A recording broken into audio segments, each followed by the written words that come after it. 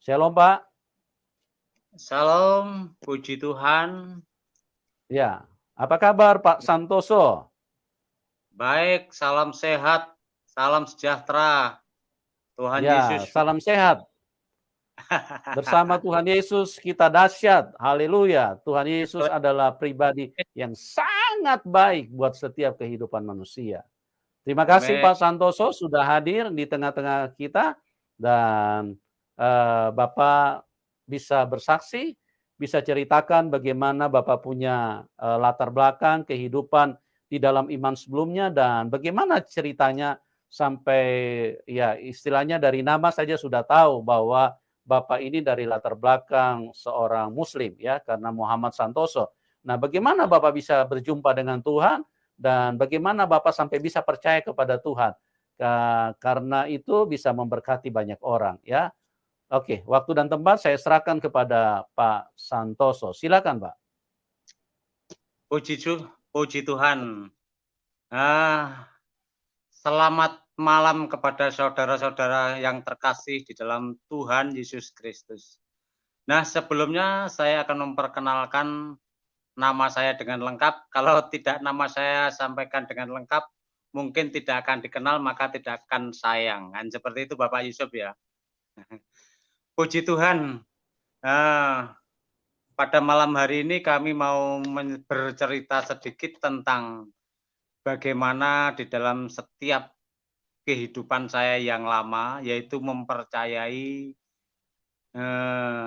kepercayaan saya yang lama sebagai Muslim. Nah, di mana pada tahun 1987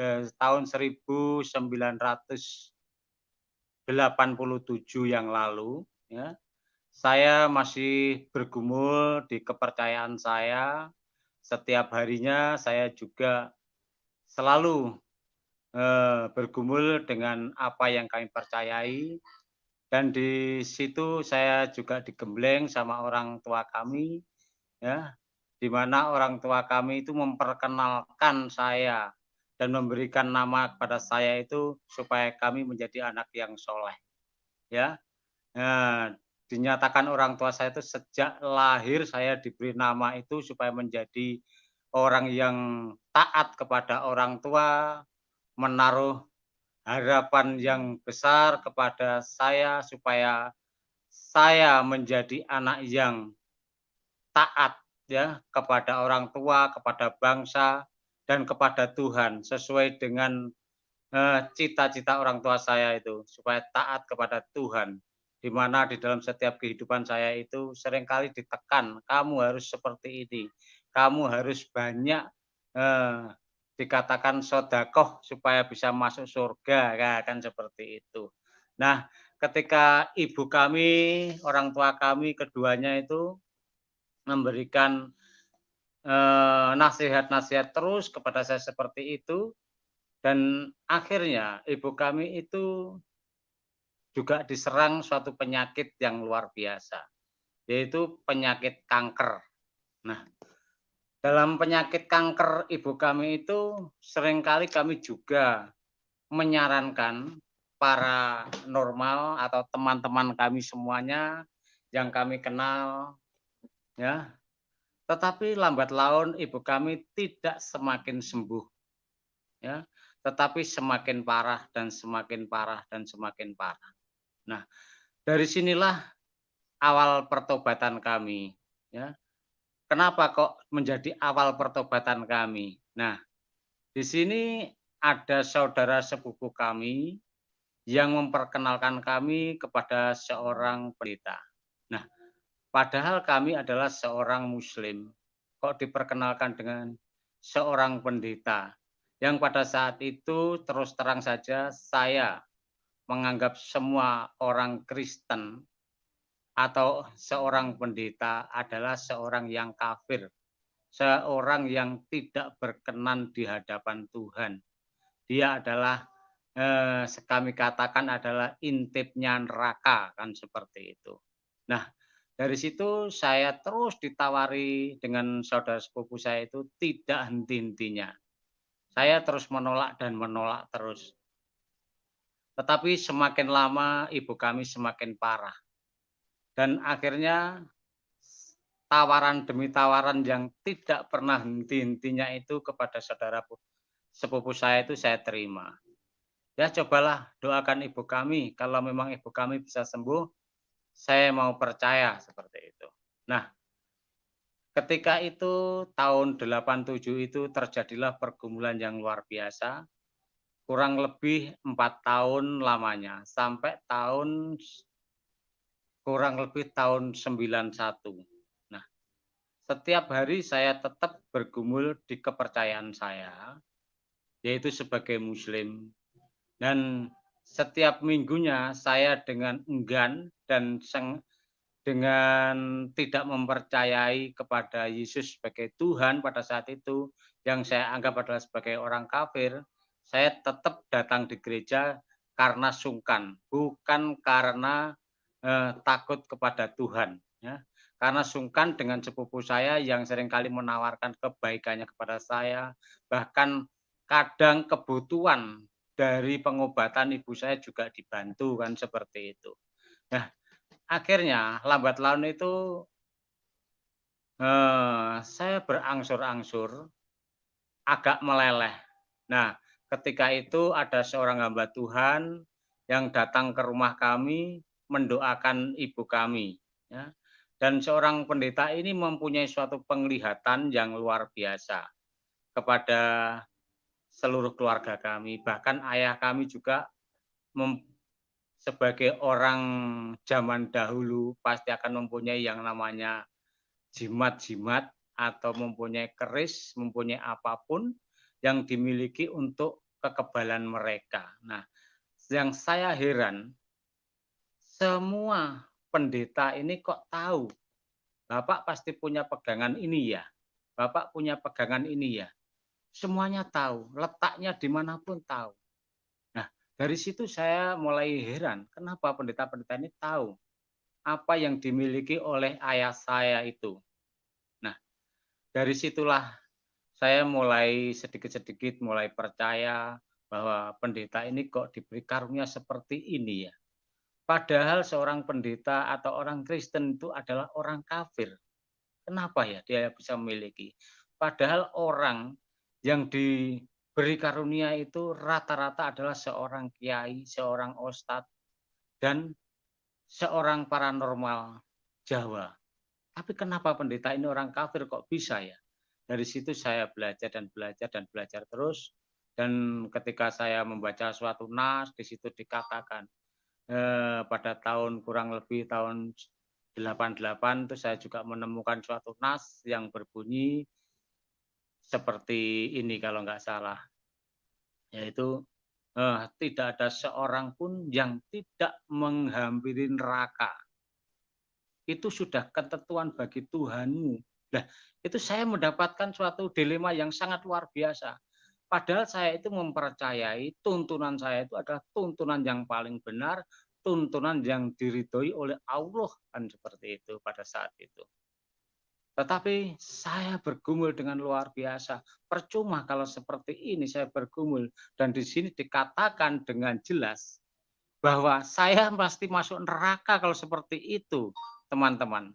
Nah, pada saat itu saya berpikir dan berpikir dan berpikir terus. Dan akhirnya pada tahun 1 tahun kemudian itu saya langsung ke gereja dengan fokus saya mendengarkan kebenaran firman Tuhan yang disampaikan, ya, disampaikan oleh Bapak Gembala. Saya sangat terkejut pada waktu itu mendengar firman Tuhan itu. Yaitu di dalam firman Tuhan yang dikatakan dalam Yohanes 14 ayat yang ke-6. Akulah jalan dan kebenaran dan hidup. Tidak ada seorang pun yang datang kepada Bapa kalau tidak melalui aku. Itu hal yang luar biasa, membuat dilema di dalam setiap kehidupan kami, teman-teman. Di mana saya sedang mempercayai kepercayaan yang penuh ya di dalam Muslim. Tetapi di dalam Alkitab itu juga mengatakan bahwa saya harus masuk neraka. Saya repot, saya dilema. Sedangkan yang orang yang saya tuduh kafir, orang Kristen, orang yang tentunya menjadi intip neraka. Ternyata di sini melalui Yesus Kristus, dia bisa masuk surga melalui Yesus Kristus. Karena sudah jelas janjinya itu. Nah, di situ saya bergumul hampir lebih 2 tahun lagi. Saya belum percaya penuh. Dan saya terus belajar menemukan dan menemukan terus di dalam ayat-ayat firman Tuhan itu. Nah, di dalam firman Tuhan itu,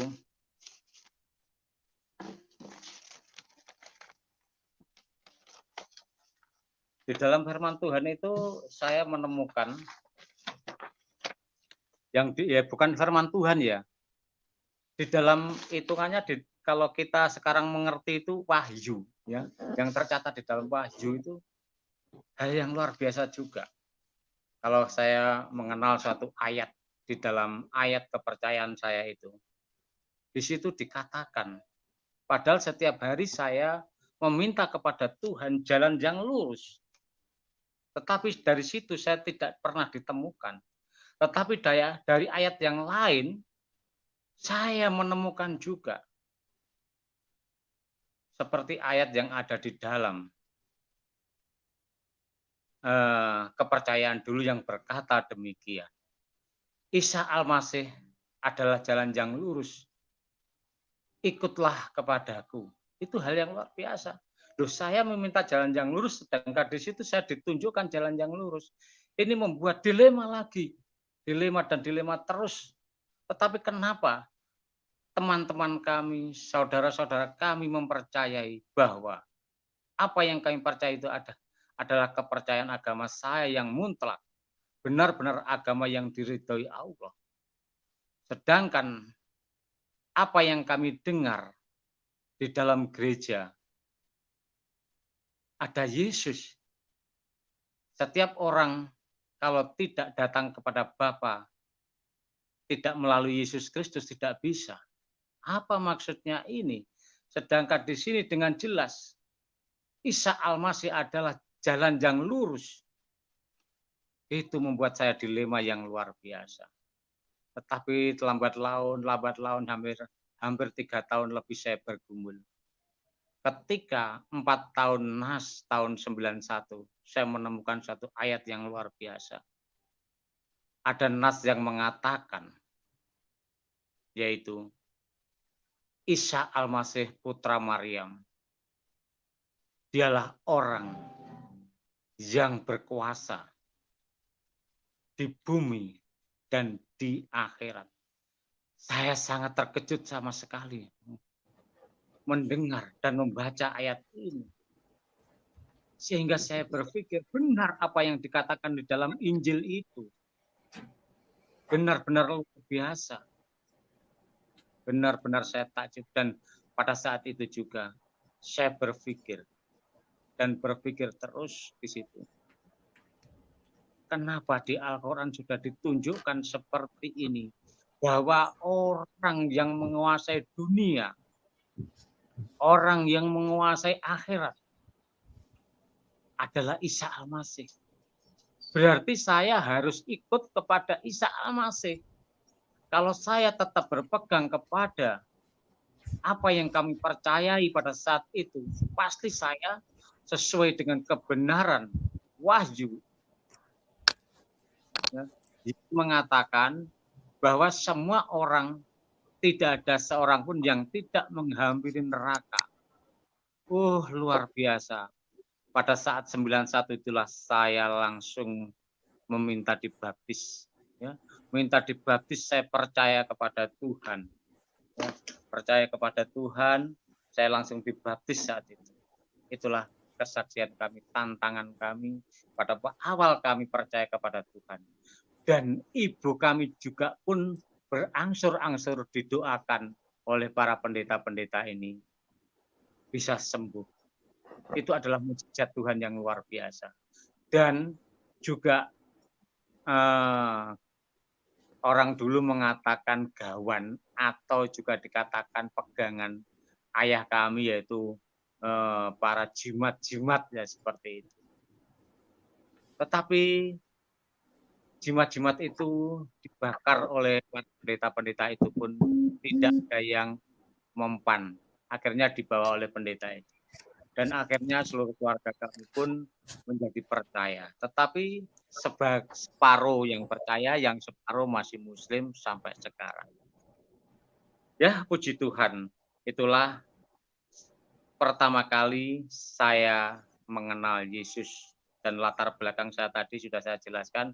Saya memang dari Muslim, dan sampai saya mengenal Tuhan Yesus Kristus melalui setiap perjalanan itu.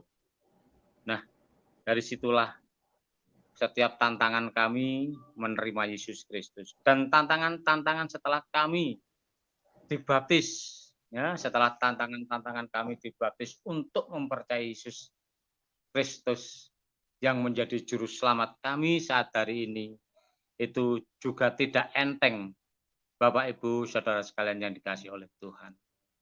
Seringkali tantangan-tantangan itu timbul dari teman-teman kami yang senantiasa mengejek, seperti kami mengejek orang Kristen dulu. Seringkali kami punya teman dari Surabaya, teman dari Bandung, juga ngepel saya, "Nyapo, sekarang kamu menjadi orang Kristen. Orang Kristen adalah orang yang kafir, orang yang..." Saya katakan, "Puji Tuhan. Puji Tuhan," saya bilang gitu. Nah, dari situlah saya bisa merubah sifat-sifat saya dulu yang begitu keras, sehingga tantangan-tantangan, ejekan-ejekan itu dari teman-teman itu, ya, bisa saya atasi. Teman-teman yang di luar orang Kristen, yaitu teman-teman kami yang Muslim, ya. Tetapi yang lebih berat lagi adalah tantangan-tantangan saya yang dari hamba-hamba Tuhan juga, ya. Ketika saya seringkali mengalami mujizat, ketika saya berjemaat, saya seringkali mengalami mujizat-mujizat. Banyak hamba Tuhan yang kelihatannya itu iri dengan saya atau tidak percaya bahwa saya itu mempercayai Tuhan Yesus sebenar-benarnya, dan saya hanya mengandalkan Tuhan Yesus yang utuh, tidak menggunakan hal-hal yang lain atau menggunakan yaitu tipu muslihat tipu muslihat iblis yang dulu sering kami pelajari, ya, ilmu-ilmu itu. Tetapi ketika saya mengenal Tuhan Yesus, ilmu-ilmu itu sudah saya buang semua, dan saya masih mendapatkan tantangan bahwa saya dituduh sebagai paranormal, ya. Saya dituduh sebagai paranormal, bahkan seringkali, ya, mujizat-mujizat Tuhan itu dinyatakan di dalam setiap kehidupan saya. Nah, tantangan yang pertama adalah tantangan dari Muslim, dan tantangan yang kedua adalah dari teman saya sendiri. Nah, ketika saya akhir-akhir ini, tantangan yang luar biasa yang kami alami dari teman-teman sekerja atau dari teman-teman penginjil atau evangelis yang pernah pelayanan bersama-sama kami. Yaitu seringkali saya ditanya seperti ini, "Pak Santoso itu sekolah di mana? Kok bisa-bisanya menjadi seorang pendeta, mendirikan suatu jemaat?" Ya, seperti itu. Nah, teman-teman kami itu semuanya sangat iri kelihatannya. Padahal dia sudah bertahun-tahun, mungkin berpuluh-puluh tahun mendirikan suatu tempat ibadah atau yang dikatakan menjadi seorang pendeta. Yang saya heran dengan teman-teman kami itu adalah kok tidak senang mereka itu melihat temannya bisa menjadi berkat bagi orang lain, dan seperti itu.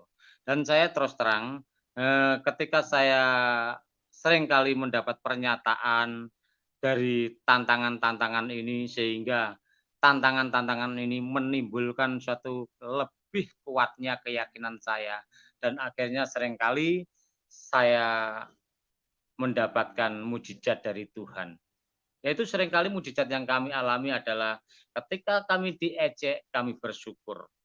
Apa yang diejekkan orang itu terjadi di dalam setiap kehidupan saya. Pelecehan-pelecehan itu saya aminkan. Dengan kembali saya mengucap syukur kepada Tuhan, akhirnya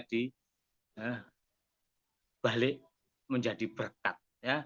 kutukan menjadi berkat. Itu hal yang luar biasa. Suatu contoh seperti ini. Pada waktu 10 bulan yang lalu kami belajar melalui studi MJ ya, yaitu Mitra Jamaah yang ada di pusatnya di Bandung. Nah, dari situ saya belajar itu dan saya belajar akhirnya saya dulu di sini adalah tempat bengkel yang sekarang saya jadikan tempat ibadah. Nah, dari sinilah saya berfokus untuk mendirikan dan memulihkan jemaat-jemaat yang dulu sudah ditinggalkan para teman-teman kami yang melayani. Tetapi pada saat 10 bulan yang lalu, saya bertekad untuk membentuk suatu tempat persekutuan ibadah di tempat ini. Nah, ketika saya mengadakan persekutuan itu, tidak ada satu jiwa pun yang kami layani, kecuali hanya keluarga. Nah, di sini saya dengan tekad dan keberanian dan yakin dan percaya kepada Tuhan bahwa saya tentukan mungkin Februari yang kedua, minggu kedua, itu saya bertekad untuk mau berdoa bersama-sama dengan keluarga dan saya yakin ada jiwa yang diselamatkan. Itu padahal hari Jumat. Nah, ketika hari Sabtunya itu ada teman yang sudah berpuluh-puluh tahun tidak di gereja, itu datang ke tempat kami. Pak San, di tempat ini apakah ada gereja? Saya kan bingung menjawab. Sebenarnya saya belum mendirikan suatu tempat ibadah. Ibadah apa? Dan di naungan apa? Kan seperti itu. Tetapi dengan kekuatan iman saya katakan, oke, di sini ada ibadah setiap minggu jam 8 pagi. Padahal itu belum saya mulai. Oke Pak, besok saya minggu akan ikut ibadah. Itu adalah mujizat yang pertama yang diberikan Tuhan kepada saya. Jadi saya sudah tidak mau lagi ya ditipu sesuai apa yang dikatakan Pak Yusuf tadi, yaitu di dalam Yohanes 10 ayat yang ke-10. Iblis kesukaannya mencuri, jangan sampai kita dicuri lagi. Tetapi inilah hal yang luar biasa. Tuhan nyatakan dengan benar-benar ketika kita tunduk di hadapan Tuhan. Itulah kesaksian kami. Mujizat yang pertama. Dan mujizat yang kedua adalah beberapa bulan yang lalu, belum ada 10 bulan mungkin, itu ada seorang perguruan yang sangat sakti, ya, dia itu sakit kena stroke sudah hampir 4 tahun, tidak bisa berdiri dan hanya terlentang di tempat tidur. Nah, kalau menurut kepercayaan saya yang lalu itu menurut mereka itu diyasinkan, ya. Beberapa para yai itu diyasinkan di situ ada mungkin kurang lebih 1 bulan lebih, tidak mumpuni. Dan orang itu pun sudah tuli, tidak mendengar, tidak bisa bicara. Dan akhirnya orang itu pun para yai ini diberhentikan untuk tidak dilanjutkan lagi, yaitu untuk yasinan. Dan akhirnya dipanggilkan tunggal gurunya, yaitu di daerah Ponorogo dipanggil ke tempat kami ini untuk melepaskan ilmu-ilmunya Bapak ini. Ternyata Bapak ini pun ilmunya lebih tinggi dari saudara-saudara perguruannya. Nah, disitulah semuanya sudah angkat tangan. Dan mujizat Tuhan dinyatakan saat itu juga. Ada satu teman yang mengatakan, Pak San tolong saya bantu doa untuk mendoakan Bapak ini cepat dipanggil Tuhan.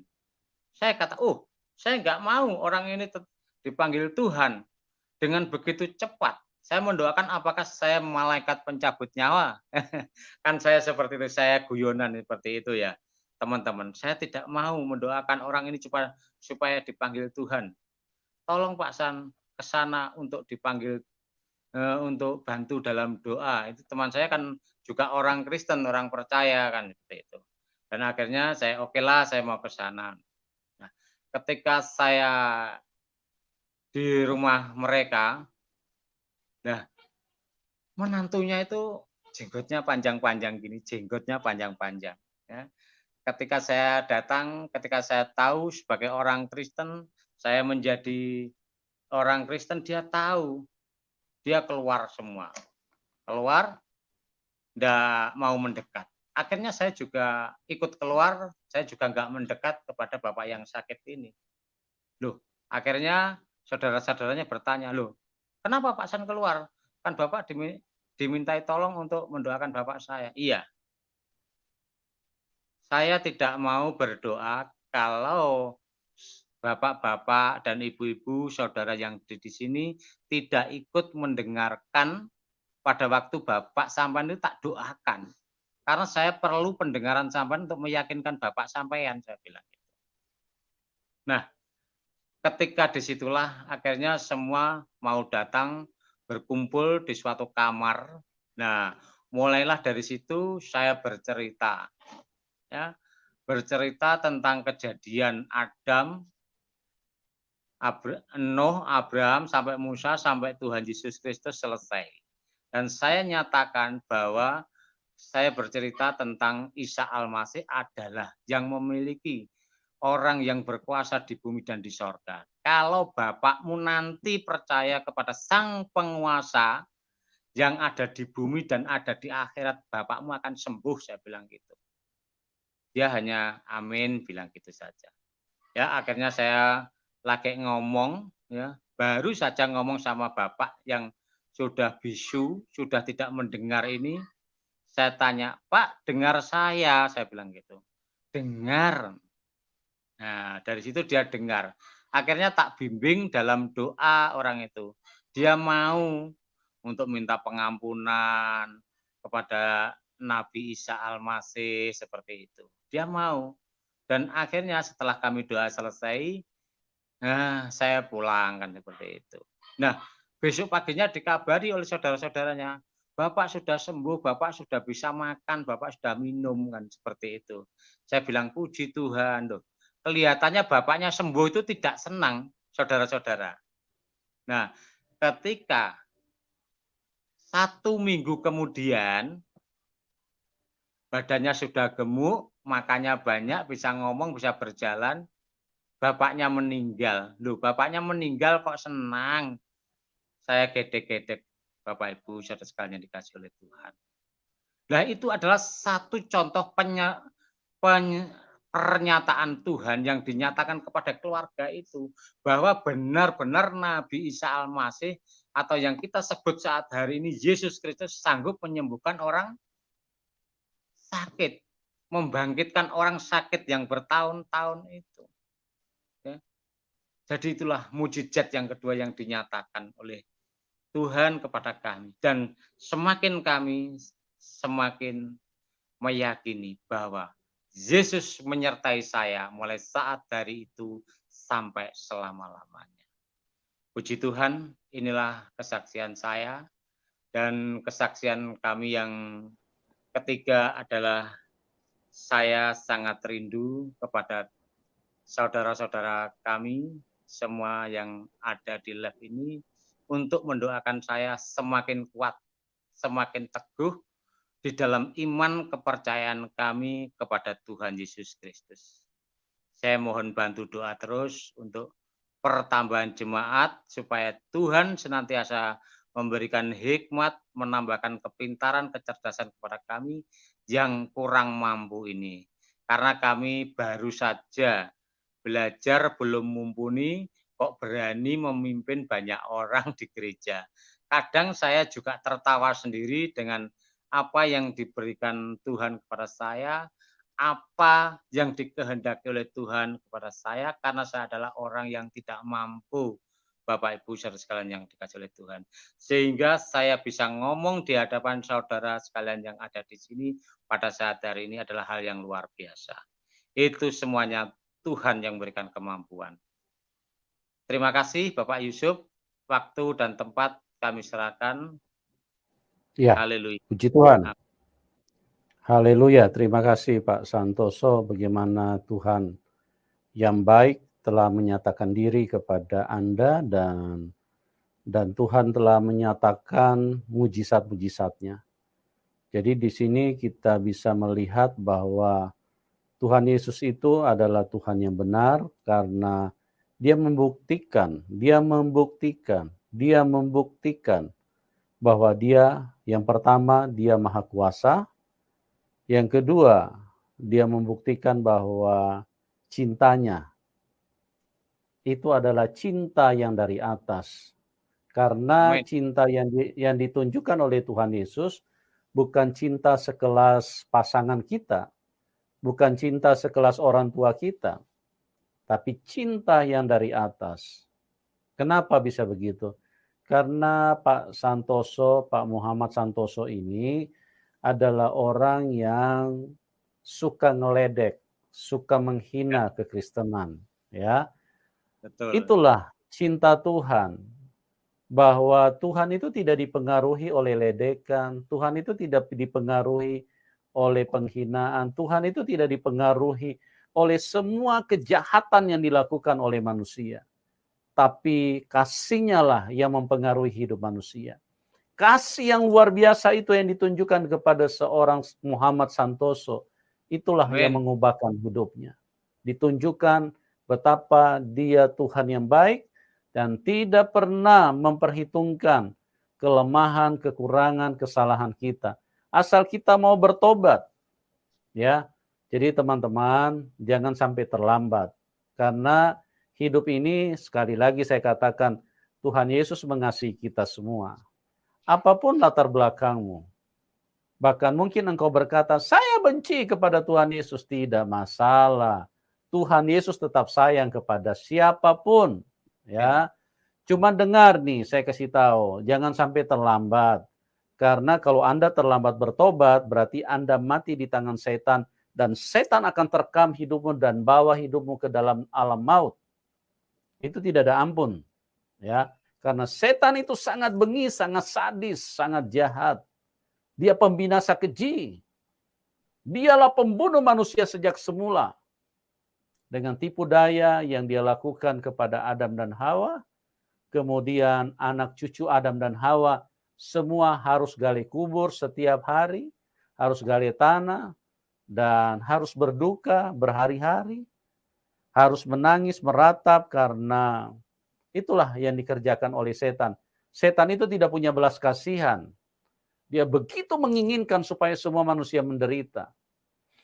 Jadi berhati-hatilah ya teman-teman supaya jangan sampai kita tertipu, jangan sampai kita salah beriman. Oke Pak Santoso, saya sangat diberkati dengan apa yang Bapak sampaikan. Nah, di dalam hidup ini kita tahu sama-sama bahwa firman Tuhan menyatakan bahwa semakin ke depan, semakin dekat kedatangan Tuhan Yesus, semakin besar tantangannya. Semakin besar tekanan bagi orang-orang yang percaya kepada Tuhan Yesus. Dan kita lihat karena apa? Karena memang waktunya sudah semakin singkat. Dan iblis tahu itu. Makanya dia kerja keras untuk menghabisi semua umat Tuhan. Nah, kira-kira komitmen apa yang Bapak bisa berikan kepada umat Tuhan? Atau yang terutama kepada Tuhan Yesus? Apakah satu ketika Bapak akan mundur kalau tantangannya besar? Karena Tuhan Yesus bilang di dalam firman-Nya, akan tiba saatnya orang yang membunuh kamu akan menyangka bahwa dia beribadah kepada Allahnya. Nah, gimana komitmen yang Bapak bisa berikan kepada Tuhan? Silakan, Pak. Oke.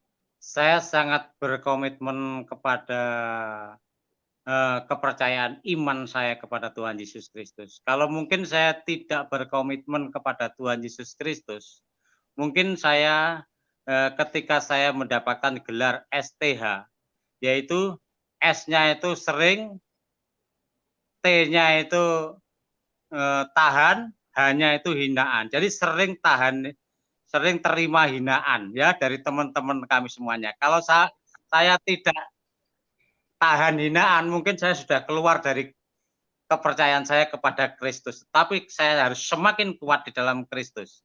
Karena kalau saya tidak semakin dalam Kristus, seperti Bapak Yusuf tadi katakan di dalam Yohanes 10 ayat yang ke-10 tadi, iblis datang hanya untuk mencuri. Dan saya tidak mau berkat-berkat yang dari Tuhan itu dicuri oleh iblis. Karena iblis adalah bapa sang pendusta kan.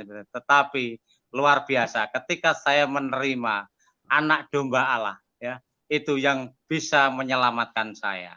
Dan saya lebih yakin lagi ketika seringkali ada banyak teman minta pertolongan untuk didoakan, Tuhan selalu menjawab setiap doa orang itu yang kami pimpin melalui nama.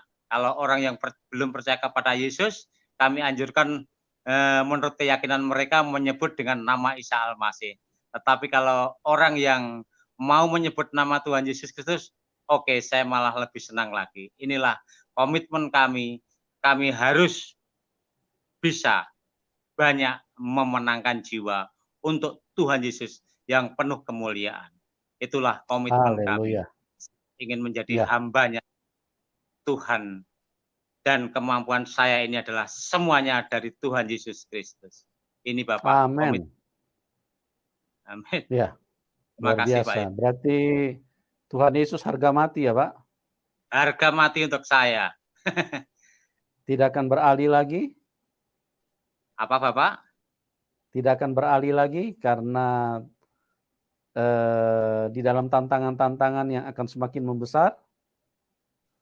Puji Tuhan, saya tidak akan beralih lagi. Karena keselamatan ada di dalam Tuhan Yesus Kristus. Tidak ada yang lain Bapak. Yes, amin. Tidak ada yang lain yang bisa memberi keselamatan. Kisah 4 ayat 12. Di bawah kolong langit ini, tidak ada nama lain yang olehnya manusia bisa diselamatkan, kecuali di dalam nama Tuhan Yesus Kristus. Dengarkan, di bawah kolong langit ini, tidak ada nama lain yang olehnya manusia bisa diselamatkan, kecuali di dalam nama Tuhan Yesus Kristus. Ingat, Anda tinggal di mana? Kalau Anda bilang, saya tinggal di bawah kolong langit, dengarkan ini. Supaya saya tidak bersalah, saya tidak berhutang apapun kepada siapapun yang akan binasa. Di bawah kolong langit ini tidak ada nama lain yang olehnya manusia bisa diselamatkan, bisa pulang ke surga, kecuali di dalam nama Tuhan Yesus. Ya, kecuali mungkin Anda bilang, saya sudah tinggal di atas kolong langit, saya sudah tinggal di atas langit. Nah, itu bukan untuk Anda. Tapi selama Anda berkata bahwa saya masih tinggal di bawah kolong langit, bahwa firman Tuhan ini berkata, Kisah para Rasul 4 ayat 12. Di bawah kolong langit ini tidak ada nama lain yang olehnya manusia bisa diselamatkan kecuali di dalam nama Tuhan Yesus. Yohanes 14 ayat 6. Akulah jalan kebenaran dan hidup. Tidak ada seorang pun yang bisa sampai kepada Bapa kecuali melalui aku. Ingat, dia terangkat 2000 tahun, yang 2021 tahun yang lalu, dia terangkat ke surga. 2000 tahun yang lalu. Untuk apa? Untuk menyediakan tempat bagi kita. Dan satu pembuktian bahwa tidak ada satu manusia yang pernah naik kecuali dia sendiri. Karena apa? Karena dia dari atas. Kalau manusia mau ke surga mau pakai apa? Mau pakai pesawat? Nggak bisa. Mau pakai apa? Mau pakai online? Grab? Gokar? Nggak bisa. Mau pakai kapal? Kereta? Nggak bisa. Tambang nggak bisa. Ya. Mau pakai apa? Hanya di dalam Tuhan Yesus. Karena dia sudah membuktikan dia naik dan disaksikan oleh ratusan mata. Kalau ada kejadian yang tidak pernah ada saksinya, tidak ada manusia yang lain saksikan, itu cuma karangan dia sendiri. Tapi kalau ada seperti Tuhan Yesus, dia disaksikan oleh ratusan mata. Melihat dia terangkat ke surga. Bahkan di negeri kita yang kita cintai, Indonesia ini pun mengakui, bahkan dijadikan sebagai peringatan bahwa Tuhan Yesus akan naik ke surga. Hari kenaikan Tuhan Yesus ke surga. Bukankah manusia rindu ke surga?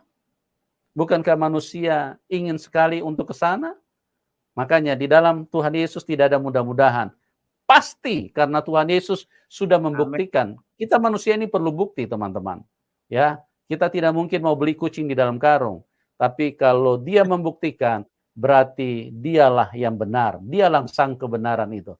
Nah, Pak Santoso, mungkin singkat saja Bapak bisa memberikan pesan kepada teman-teman yang belum kenal Tuhan Yesus. Ya, supaya jangan sampai terlambat. Bapak sudah diberi kemurahan Tuhan untuk menerima kasih-Nya, menerima kebenarannya. Kira-kira pesan apa yang Bapak bisa sampaikan kepada teman-teman yang belum kenal Tuhan Yesus, supaya mereka juga bisa mengalami hal yang sama. Silakan, Pak.